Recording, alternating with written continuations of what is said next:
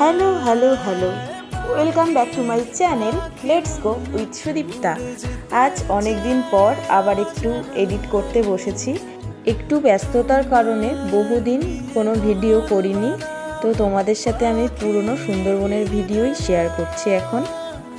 আজ আমাদের সুন্দরবনের ডে 2। আমাদের প্রথম স্পট হলো সজনেখালি। আমরা এখানে চলে এসেছি।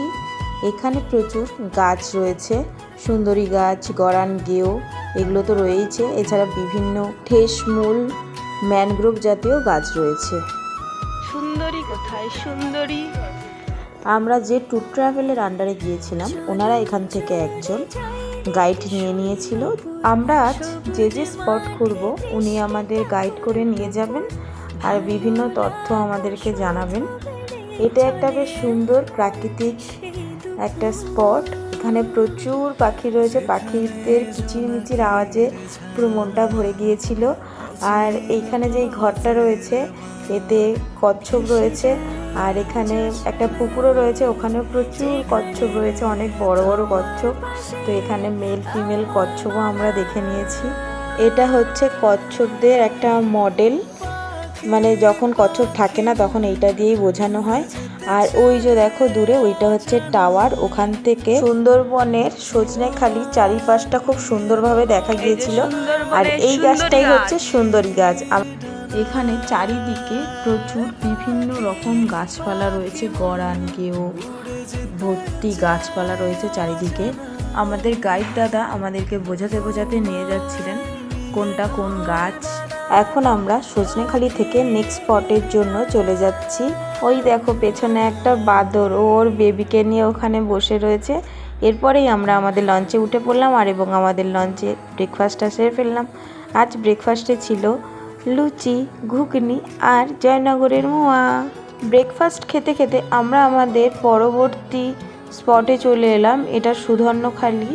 এখানে একটি বনদেবীর মন্দির রয়েছে। সবাই বনদেবীকে খুব মান্য করেন, বনের দেবী। আর এছাড়া এখানে বাঘকে দক্ষিণ রায় বলে। এখানেও চারিদিকে ম্যানগ্রোভ অরণ্য রয়েছে। মৌমাছি যে গাছটি থেকে বেশি পরিমাণে মধু সংগ্রহ করে সেটি হচ্ছে খলিশা গাছ। এখানে যে গাছটা রয়েছে এটাই খলিশা গাছ। আমরা আমাদের নেক্সট স্পটে যাওয়ার পথেই দেখতে পেয়ে গেলাম হরিণ। এখানে 4-5টার মতো হরিণ রয়েছে। তারপরে দেখতে পেলাম কুমিরকে।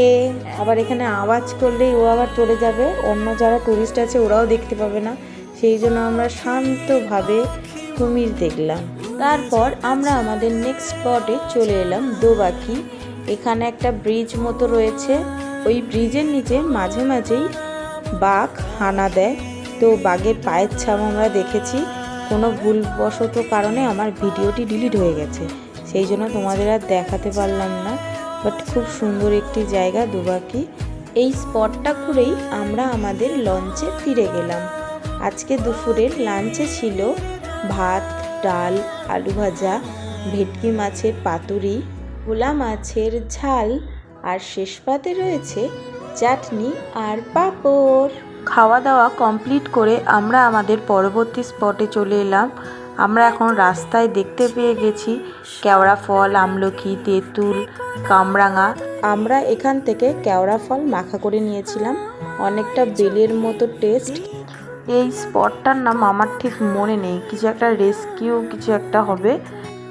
এখানে এন্ট্রি করার জন্য পার হেড 30 টাকা করে টিকিট কেটে এন্ট্রি করতে হবে। এর ভেতরে বাচ্চাদের একটি ছোট্টখাট্ট পার্ক রয়েছে, এছাড়া অনেক বিভিন্ন রকমের পাখি টাখি রয়েছে।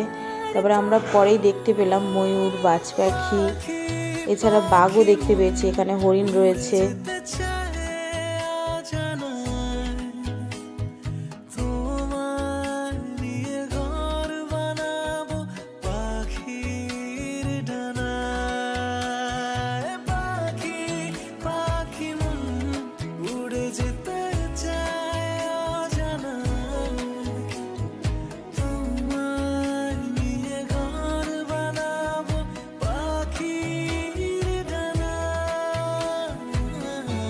এই স্পটটা ঘোরার পরেই আমরা আমাদের গাইডকে এখানেই বিদায় জানিয়ে আমরা আমাদের গন্তব্যে চলে যাচ্ছি। ধরে রেখো, পরের বার এসে দেখবো। হ্যাঁ, আমাদের নতুন ড্রাইভার। সবাই চিন্তায় আছে, বলো বলো। সবাই চিন্তায় আছি, কাঠটার ধরে আছি। নতুন ড্রাইভার, জানিনি কি হবে। আমিও বেঁচে ফিরতে পারবো নাকি সেটাই সন্দেহ। আজ সারাদিনটা খুব ভালোভাবে কাটালাম আর সুন্দর সুন্দর জায়গা ঘুরে দেখলাম। এখন আমরা আমাদের রিসর্টে ফিরে যাচ্ছি। পাখিরালয়ে যেতে যেতে প্রায় সন্ধে হয়ে এসছে। আজকের মতো এই পর্যন্ত। সবাই ভালো থেকো, সুস্থ থেকো। আজকের মতো টাটা। ভেসে যায় জোছনা যেখানে